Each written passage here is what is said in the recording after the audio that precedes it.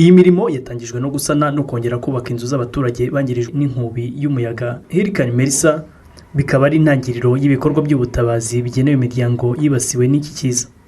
Ubu bufatanye bugaragaza imikoranire myiza iri hagati y'ingabo z'ibihugu byombi mu gushyigikira gahunda za leta ya Jamaica zo kwiyubaka no guhangana n'ingaruka z'ibiza. Ibi bikorwa byo gusana izi nzu zangiritse bihuriweho n'ingabo z'u Rwanda n'iza Jamaica bizafasha guteza imbere imibereho myiza y'imiryango yagizweho ingaruka n'inkubi y'umuyaga. Umuyobozi w'itsinda ry'ingabo z'u Rwanda ziri mu bikorwa by'ubutabazi muri Jamaica, Colonel Moise Kayigamba, yavuze ko inshingano izi ngabo zifite zirenze gusana ibikorwa remezo kuko zinagaragaza agaciro k'ubufatanye n'ubumwe bw'abaturage ba Jamaica no gutanga umusanzu mu kongera ubushobozi bwo guhangana n'ibiza mu gihe kirambye. Yemeje ko imirimo yo gusana no kongera kubaka ibikorwa remezo iri gukorwa ku bufatanye n'ingabo z'ibanze za Jamaica ndetse n'ingabo z'iki gihugu, hagamijwe gahunda y'inkunga itangwa ihuzwa n'ibyihutirwa ndetse na gahunda y'igihugu cya Jamaica yo guhangana n'ingaruka zatewe n'inkubi y'umuyaga wa Hurricane Melissa. Kohereza itsinda ry'abasirikare bafite ubuhanga mu by'ubwubatsi muri Jamaica bigaragaza ubushake bw'u Rwanda mu gushyigikira ubumwe, ubufatanye n'ibikorwa by'ubutabazi ku rwego mpuzamahanga mu guhangana n'ibiza n'ingaruka zabyo bikomeje guhungabanya ubuzima bw'abantu. Iyi mirimo yatangijwe no gusana no kongera kubaka inzu z'abaturage bangirijwe n'inkubi y'umuyaga Hurricane Melissa, bikaba ari intangiriro y'ibikorwa by'ubutabazi bigenewe imiryango yibasiwe n'iki kiza. Ubu bufatanye bugaragaza imikoranire myiza iri hagati y'ingabo z'ibihugu byombi mu gushyigikira gahunda za leta ya Jamaica zo kwiyubaka no guhangana n'ingaruka z'ibiza. Ibi bikorwa byo gusana izi nzu zangiritse bihuriweho n'ingabo z'u Rwanda n'iza Jamaica bizafasha guteza imbere imibereho myiza y'imiryango yagizweho ingaruka n'inkubi y'umuyaga. Umuyobozi w'itsinda ry'ingabo z'u Rwanda ziri mu bikorwa by'ubutabazi muri Jamaica, Colonel Moise Kayigamba, yavuze ko inshingano izi ngabo zifite zirenze gusana ibikorwa remezo kuko zinagaragaza agaciro k'ubufatanye n'ubumwe bw'abaturage ba Jamaica no gutanga umusanzu mu kongera ubushobozi bwo guhangana n'ibiza mu gihe kirambye. Yemeje ko imirimo yo gusana no kongera kubaka ibikorwa remezo iri gukorwa ku bufatanye n'ingabo z'ibanze za Jamaica ndetse n'ingabo z'iki gihugu, hagamijwe gahunda y'inkunga itangwa ihuzwa n'ibyihutirwa ndetse na gahunda y'igihugu cya Jamaica yo guhangana n'ingaruka zatewe n'inkubi y'umuyaga wa Hurricane Melissa. Kohereza itsinda ry'abasirikare bafite ubuhanga mu by'ubwubatsi muri Jamaica bigaragaza ubushake bw'u Rwanda mu gushyigikira ubumwe, ubufatanye n'ibikorwa by'ubutabazi ku rwego mpuzamahanga mu guhangana n'ibiza n'ingaruka zabyo bikomeje guhungabanya ubuzima bw'abantu.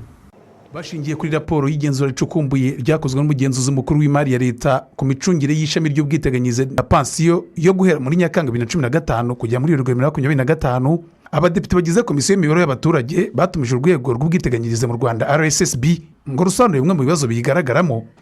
Abadepite babajije impamvu hagaragara ibirarane mu kwishyura ubwiteganyirize kandi imisoro yo yishyurwa neza, babaza n'uburyo bateganya kubyishyuza.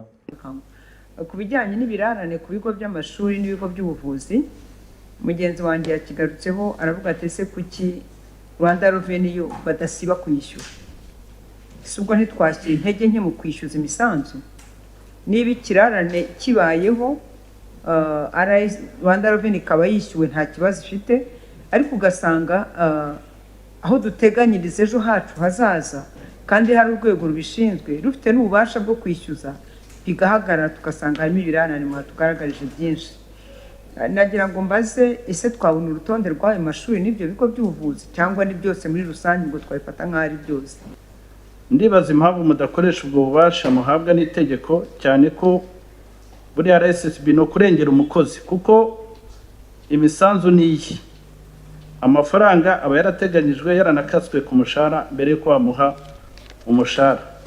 Batubwire imbogamizi bafite ndetse zirimo, kuko ntabwo twasobanukiwe neza zituma ibirarane bibaho n'ingamba bafite yo kuzamura icyo gipimo kugira ngo ibyo birarane bizagaruke. Ku bijyanye n'inyungu RSSB bigaragaza ko yabonye, abadepite bayibajije inkomoko yayo mu gihe muri raporo y'umugenzuzi w'imari nta nyungu igaragaramo.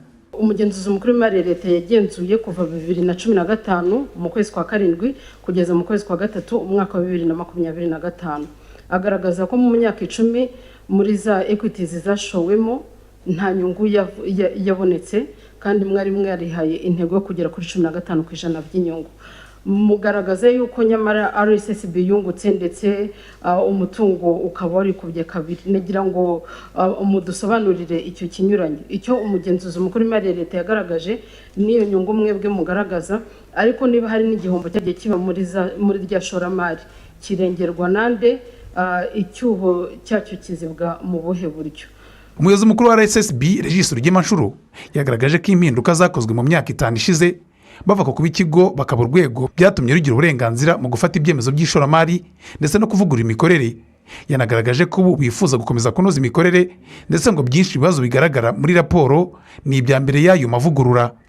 Twarekanye ishusho tunatanga n'ibisobanuro y'ibyakozwe muri iyo myaka 10, twibanda cyane ku mpinduka nziza kandi zatanze umusaruro zakozwe mu myaka 5 ishize, isubiza ibibazo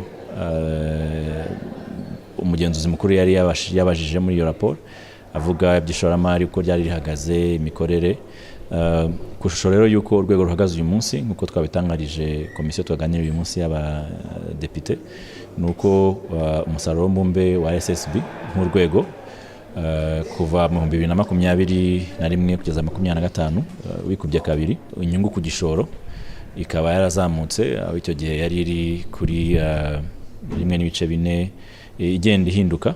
Icyo gihe murako hari no muri covid, ariko ubu ngubu ikaba igeze kuri 15 n'ibice 6%, aho dushimira abadepite n'inteko ndetse na leta muri rusange mu kuba baratoye rya tegeko ryahaye urwego autonomy nk'urwego rwa leta rukorera runarebererwa na Ministeri ya Finance.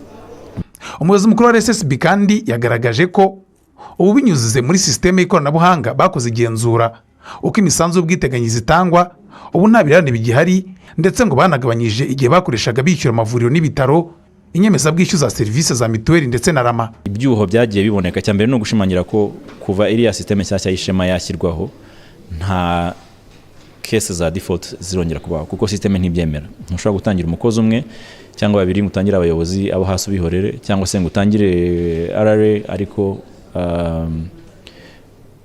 RSSB ntuyitangire. Ibyo byarahagaze.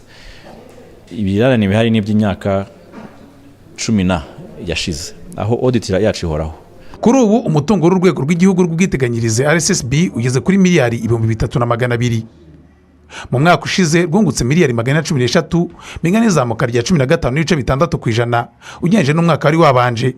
Aturutse mu ishoramari ikigo cyakoze mu bikorwa bitandukanye. Mu bikorwa byashowemo imari na RSSB birimo ubwubatsi bw'inyubako nini z'amagorofa ziri mu mujyi wa Kigali no mu yindi mijyi hirya no hino mu gihugu. Urwego kandi rwashoye mu promesha myenda, bashoye kandi mu kubitsa amafaranga yungukirwa mu bigo bitandukanye by'imari. Hari kandi gushora imari mu mahoteli,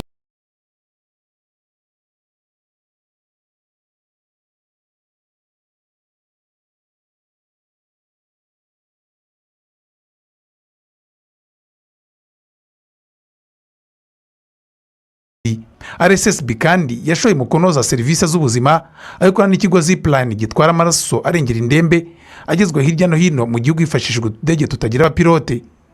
Kikaba kiri mu byazanye inyungu kuko ari urwego rwashoyemo angana na miliyoni 35 z'amadolari yamaze kwikuba kabiri. Mu mavugururo yabaye kandi muri uru rwego nyuma y'uko hongerewe imisanzu y'ubwiteganyirize,